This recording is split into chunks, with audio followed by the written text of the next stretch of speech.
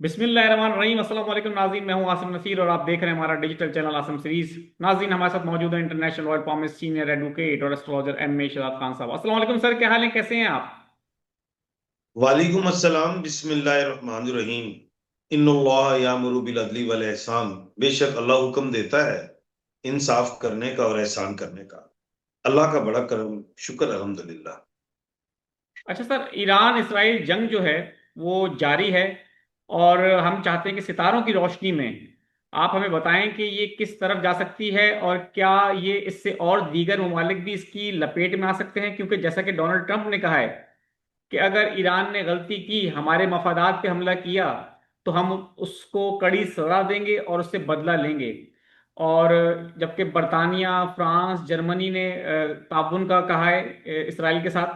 तो आप समझते हैं, क्योंकि जो हमने देखा इतवार की रात को ईरान ने बड़ा भरपूर हमला किया है मिसाइलों से, और काफी इमारतें खंडर बन चुकी हैं इसराइल के अंदर। इसराइल एक्सपेक्ट नहीं कर रहा था कि ईरान इस शदीद तरीके से रिएक्ट करेगा।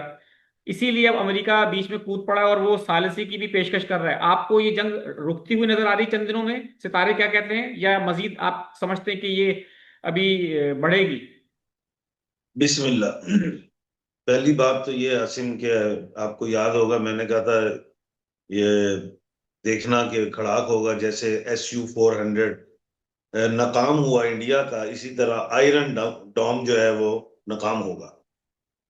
और आपने देखा कि उसकी वो कारकर्दगी इसराइल के आयरन डोम की नहीं रही, वैसे ही हुआ। बेशक। अब बात यह है कि अमेरिका एक बहुत बड़ी ताकत है, सुपर पावर है इस दुनिया की, नो डाउट। और इसराइल उसका बच्चा है और उसको खिलाता है अमेरिका। इन्होंने ला के रख दाने सट्टी जैसे मैं चुकी जावांगा, इन्होंने पूरा चुक लिया कर, तू दाना सटिया कर जड़ा क्या है चुप के मैं ले जा। अमेरिका बबर शेर। अब ट्रंप भी जहीन है, इसमें कोई शक नहीं। जैसे इंडिया बब्बर शेर होके आया तो पाकिस्तान ने ठोक दिया।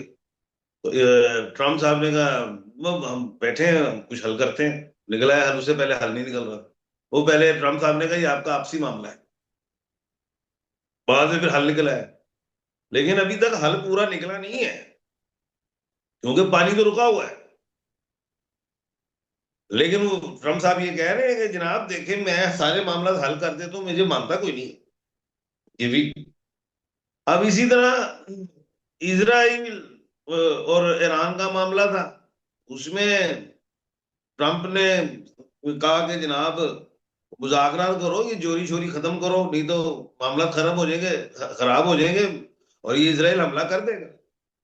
तो उसने कर दिया और साथ ही ये भी कहा कि मैंने नहीं करवाया, लेकिन साथ ये कह दिया कि जी मैं बिल्कुल मुज़ाकरात करवा सकता हूँ, ऐसे करवा दूंगा। ये है जरा समरी। अब हम आते हैं अगली तरफ। 10 जून को मुश्तरी गुरूब हो गया है, मगरिब में मुश्तरी हुआ है सियारा। 15 जून को सूरज मथन राशि में है, चला गया। मथन कहते थे जिमनाए। बिल्कुल ठीक। अच्छा, ईरान जो है वो एरीस का अल्फाबेट है, उधर इसराइल जो है वो भी एरीस का अल्फाबेट है। दोनों के प्लेनेट मरीख हैं और मरीख जंगजू सियारे हैं। ये खड़ाक होना ही होना था। मैंने तो बेशुमार प्रोग्रामों में कह दिया हुआ था, बस आप जरा डिले हो गए। मैंने तो डेट अनाउंस कर दी थी कि इतवार को बहुत बड़ा खड़ाक होगा। अब आ गया मंडे। मंडे जो है सूरज आ गया वो मथुन राशि में। मंडे जो है उसमें रात 10 बजे के बाद मैंने कहा हुआ था खड़ाक होता रहेगा, वो हो रहा है। मंडे को जो तारीख है वो 16/6/2025 है। इन तमाम डिजिट्स को काउंट करें तो बनते हैं 22, 2 और 2 4 होता है, यानी कि आधी दुनिया लिपटने की तरफ है। लेकिन 16 के डिजिट को चेक किया जाए तो 1 और 6 होता है 7। यहां पे ट्रंप हो, यहां पे चाहे सऊदीया के वली अहद हो, चाहे बरतानिया हो, चाहे रशिया हो, या दुनिया कोई भी एग्जाम्पल है, सब समझाएंगे ईरान को मान जाओ भाईजान मान जाओ। ये इसी तरह होगा जैसे इंडिया को कहा, जैसे पाकिस्तान को कहा और रहने दो जी, रहने दो, अरे लड़ाई नहीं करनी, हम बना लेते इंडिया को। पाकिस्तान ने कहा ठीक है, लेकिन इंडिया ने अटैक कर दिया 9 को। लेकिन इसराइल मुनाफकत कर जाएगा, हमला कर देगा भरपूर ईरान पे, और फिर आएगी मंगल, 1 और 7 बनता है 8। ये है लड़ाई का घर। मंगल जो है मरीख का है, एरीज का भी है, स्कॉर्पियो का है, और ऊपर से दोनों ही एरीज हैं। यहां पे घुमसान की लड़ाई है, और वो टाइमिंग होगी 1 से शुरू तो हो जाएगा काम दोपहर 12 से 2, शाम 7 से 9, रात 1 से 4। ईरान भी ठोकेगा, इसराइल भी आएगा। मंगल बहुत शदीद दिन होगा इस दुनिया में, ये लड़ाई देखने वाली होगी, मंगल का दिन और रात भी होगी। उसके बाद 18 आ जाएगी, 18/6/2025 डिजिट बनता है, तमाम को काउंट करें तो 6 जो नंबर है, बीमारी, शहर और जादू से रिलेटेड। इसमें इंडिया भी पंगे करेगा, जादू टोने वही करता है ना, इसराइल का साथ देने के लिए कोशिशें करेगा, गेम में बयानियां बनाने की, ये वो फलाना और भी। लेकिन ईरान ने तो कलमा हक के लिए निकल आया है, वो तो बब्बर शेर हो गया है। इधर 1 और 8 9 18 तारीख है, 9 है, और ये साल 2025 का है, डिजिट्स को काउंट करें 9 है। ईरान और इसराइल भी 9 है। यहां पे इसराइल की 9 बॉल जो है शिकस्त में तब्दील हो जाएगी। पूरी दुनिया के जो मुसलमान कंट्रीज हैं, और बशमूल इसके अलावा भी जो कंट्रीज हैं जो मुसलमान नहीं है, वो शामिल होंगे ईरान की मदद के हवाले से। इजराइल भीख मांगेगा अमेरिका से कि मेरी जान छुड़ाओ, मुज़ाकरा से लेके आओ। वही हाल होगा जैसे इंडिया ने जो भीख मांगता फिरता था, पहले एक्टिंग, बाद में अमेरिका से भीख मांग रहे थे, मेरी जान छुड़वाओ पाकिस्तान से। इस तरह वो मुज़ाकरात की टेबल पे आएंगे कि जनाब मैं मुज़ाकरात के लिए तैयार हूं।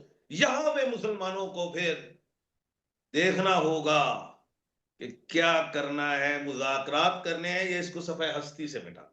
बिल्कुल ठीक है। ये है वो बात। सर आखिर में हमारे देखने वालों को ये बता दें कि आपका इल्म क्या कहता है, सितारे क्या कहते हैं, इसराइल जो ईरान के हवाले से ये बातें क्लेम की जा रही हैं कि ईरान हो सकता है कि एटमी धमाका कर दे और एटमी मुल्क होने का सबूत दे दे, आपको लगता है आने वाले दिनों में ऐसा कुछ हो सकता है? मैंने एक बात की है कि 17 तारीख मंगल को घुमसान की लड़ाई हो, और 18 तारीख 9 बनता है, इसमें लड़ाई जारी रहेगी, और 19 को फैसला हो जाएगा। मैंने एक इशारा दिया है कि शायद जरूरत ना पहुंचे ईरान को एटमी धमाका करने की, एटमी हमला करने की, क्योंकि मुसलमान कंट्रीज हेल्प की तरफ आएंगे, वावेला मचाया जाएगा जी, मुज़ाकरात की तरफ आए, उस वक्त फैसला किया जाएगा। और अगर, क्योंकि मुनाफकत भी तो होनी है, मैंने एक डेट दी थी, 1 और 6 7 बनता है, मुनाफकत हो गई तो अगर इसराइल ने कोई काम डाला तो फिर ईरान के साथ काफी ममालिक शामिल होकर ठोक देंगे। लेकिन मैं नहीं समझता कभी एटमी धमाके की नौबत है। हाँ, एक आखिर में जाते जाते एक बात जरूर कर दूं, इसराइल की ये आखिरी सांसें हैं वेल्टिनेटर पे, क्योंकि उसने हमेशा बदमाशी की है फ्रंट फुट पे आके, लंबी जंग नहीं लड़ी। लंबी जंग का मुतहम्मिल नहीं हो सकता इसराइल, छोटा सा है बहुत। ईरान ने बड़ी लंबी जंगें लड़ी हैं, वो फेस कर लेगा। अमेरिका ये सोचेगा कि मैं इस वक्त चौधरी हूं दुनिया का, अगर मैं इस जंग में शामिल हो गया और तमाम मुसलमान कंट्रीज ने हमला कर दिया, ठोक दिया, और ईरान ने किया, मुझ पे भी किया, तो इज्जत नहीं रहती। तो मैं ये समझता हूं कि ट्रंप अपना कार्ड खेलेंगे, ट्रंप कार्ड जिसे अक्सर कहते हैं कि मैं मनाने जा रहा हूं, मैंने मना लिया जी बस जी। तो फिर सऊदिया के वली अहद भी आ जाएंगे बीच में, वो कहेंगे जी बस हो गया ना, मैं जो कह रहा हूं, गारंटियां आने शुरू हो जाएंगी, ये होगा।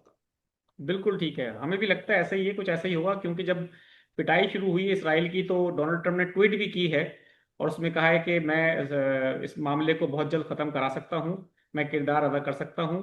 और जर्मनी ने, फ्रांस ने और बरतानिया ने भी ईरान से कहा है कि अब अपना हाथ हल्का रखें, क्योंकि ईरान इसराइल की पिटाई बहुत हो चुकी है और मुज़ाकरात के लिए उनको लेकिन आमादा करने बात की यह कोशिश में है है। कहाँ पे, सॉरी इंटरप्ट कर गया, मुसलमानों को अब सोचना पड़ेगा कि इसराइल ये वही है जिसके पास कुछ जमीन नहीं थी, बड़ा ठोका था ये जर्मनी ने, और ये वही लोग हैं जिनको पनाह दी थी फलस्तीनियों ने, इसने फलस्तीनियों पे जुल्म किया, बेशक। बदमाशी की है।